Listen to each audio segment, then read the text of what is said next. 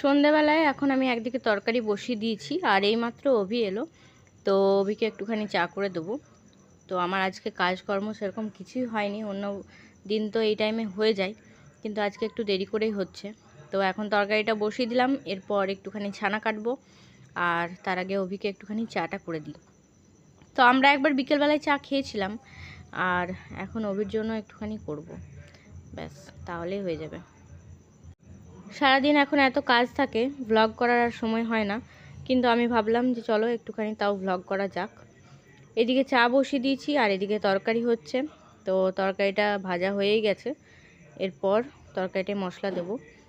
আর অভিকে চাটা করে দিলাম, তো চাটা দেখছি একটুখানি বেশি হয়ে গেছে, তো আমি ভাবছি একটুখানি এটার থেকে খেয়ে নিই। তাই জন্য একটা বাটি নিয়ে ওর মধ্যে অভিকে একটু ঢেলে দেবো, আর যেটুকু চা বেঁচে থাকবে সেটা আমি খেয়ে নেবো। তো এই যে ওই বাটিটা অভিকে দিয়ে আসি, আর কম চাটা আমার।